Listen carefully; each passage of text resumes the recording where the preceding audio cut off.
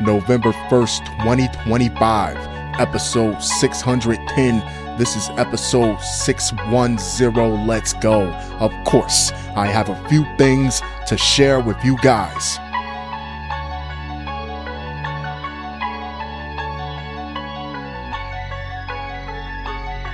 Shall we?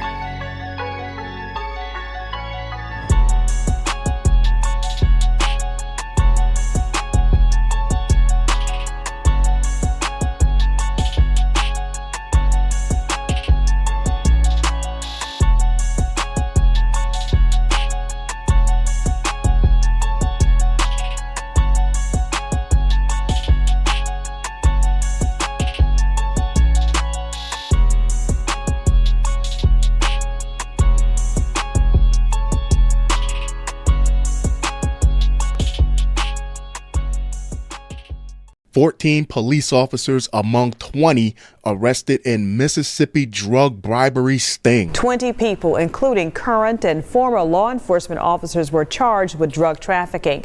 Most of the arrests took place in the Mississippi Delta, but they say a pipeline to Shelby County was involved. Finally, the mask comes off. All this protect and serve and protect. I know it gets boring, doesn't it? People don't respect you. Screw them. People don't trust you. Well, they never did, but they really won't now. The drugs are going to come in somehow anyway. Why not wet your beaks just a little bit and make this law enforcement crap interesting? How much of a crooked cop do you have to be that the actual criminals are calling the police on the police with help committing their crimes? This is better than TV. 14 current and former law enforcement officers are among 20 defendants charged in Mississippi and Tennessee with accepting bribes from drug traffickers for police protection. That's extortion too, isn't it? And what officials called a monumental betrayal of public trust. Well, you can't miss nothing you never had, right? The arrests follow a years-long investigation by federal agents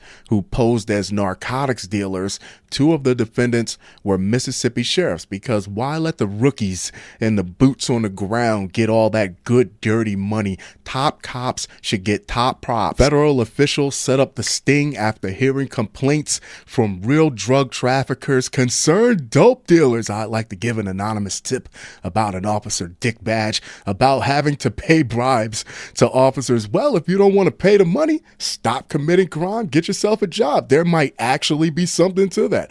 The bribery network allegedly extended beyond the Mississippi Delta region into Memphis, Tennessee, and Miami, Florida. You had an undercover FBI agent posing as a member of a Mexican drug cartel, paying bribes to current and former law enforcement agents to provide safe passage, almost like a police escort, for 50 pounds of cocaine, and then the illegal proceeds, cash, that they were then paid in bribes back to those law enforcement agents who helped out with this scheme. Listen to reason. They're going to put all that money in lockup. Either the state or the feds are going to get it after that.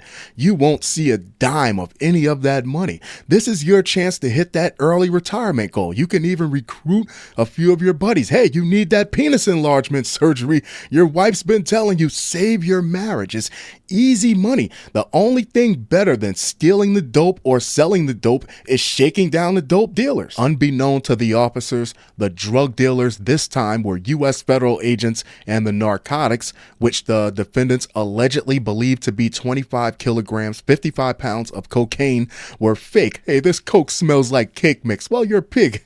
You're a cop. I wouldn't expect you to know what coke smells like. It's to throw the dogs off. Trust me, bro, it's real. We did what we did to close the circle and determine if they were doing this or not. They were. Some of the officers had received bribes of $20,000 and $30,000. He added, well, of course it was going to be lucrative. They wouldn't do it if there wasn't money in it. FBI Deputy Director Andrew Bailey said the accused officers sold out the public with their alleged conduct. I'll tell you right now, Police Chief Bill Gillespie out of Sparta, Mississippi would never. They betrayed the trust that the public placed in them. Okay, disgrace the badge and undermine the hard work of good law enforcement officers. Now that they did.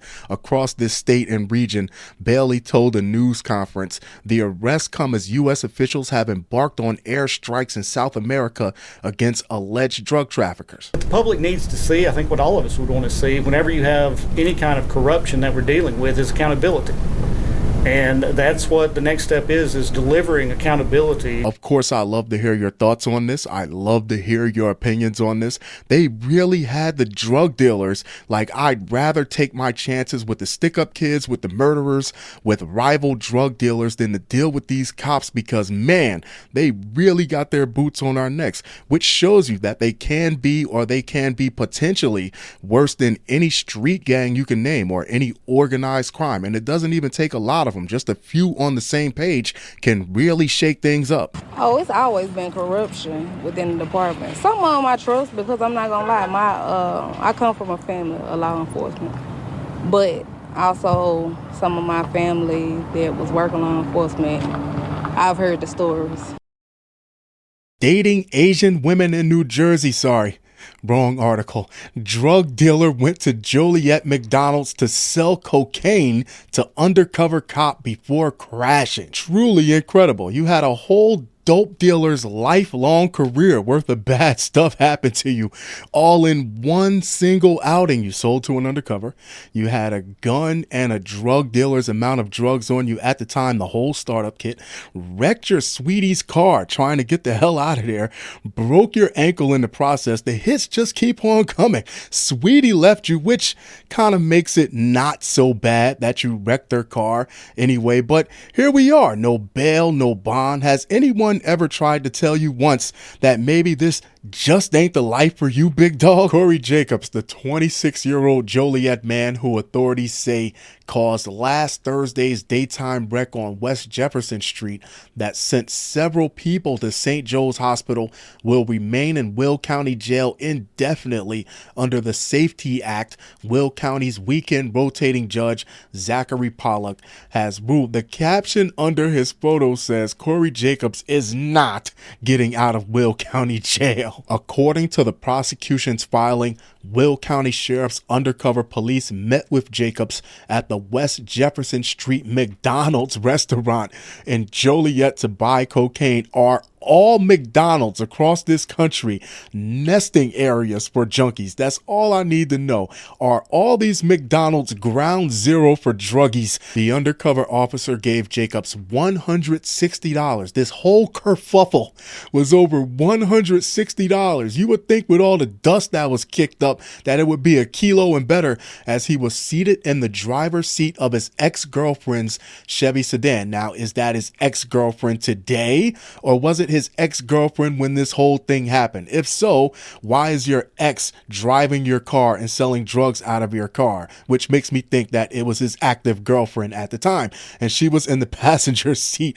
Officers then tried to pin the Chevy in and arrest Jacobs, but he drove over the curb and fled Jefferson Street, prosecutors allege. He looks like he desperately wants to join your TikTok challenge. I got a question for you, ladies.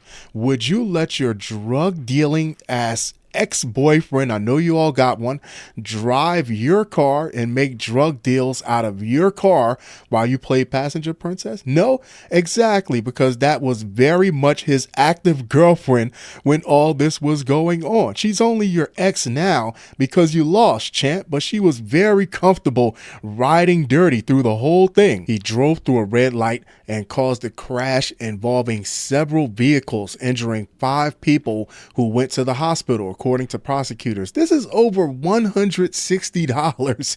It's like a scene out of Heat. Jacobs and his ex-girlfriend were trapped inside their vehicle, and the Joliet Fire Department had to cut them out as well as put out the fire to the car. Court files show you almost killed you and your ex-girlfriend over this. He and his ex-girlfriend were also taken to the hospital, according to prosecutors. No wonder she flipped on you. According to prosecutors, Jacobs had one loaded .556 caliber caliber pistol in the car. Now, I'm not familiar with a pistol that takes 5.56, but then again, I'm not a gun expert. So if you know of a pistol that takes 5.56, then please let me know, educate me. And the gun had 1 bullet in the chamber and 22 more bullets in the magazine.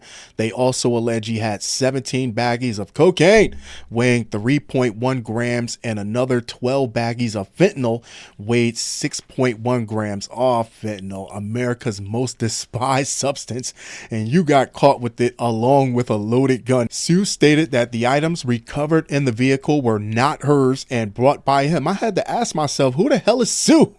This late in the story, Sue is his ex-girlfriend. How the hell is law enforcement on a first name basis with Sue? Then you got to ask yourself, how the hell did Sue wiggle out of not being a co-defendant and not at least walking away with some type of conspiracy charge? The people pray that this honorable court deny the defendant pretrial release. Of course, I'd love to hear your thoughts on this. I'd love to hear your opinions on this. Apparently, Sue doesn't give a damn about her name being shared in the news, but she explicitly wants the nation to know that she isn't with Buddy over there. They are not in a relationship. That's your man, Sue. Stop playing and write him a letter. Fun show, fun show, fun show. The music for this episode is from Will B. Alexander. Get your music from Will B. Alexander. I'll leave the contact information down here at the bottom. If you're a producer and you would like to have your music featured on an episode of this podcast, reach out to me on any one of my socials. Don't forget to follow me on all my socials. Find me wherever you listen to your favorite podcast. I am there. That being said, I'm going to wrap this one up, but I'll be sure to talk to you guys very, very soon. Jusqu'à la prochaine fois.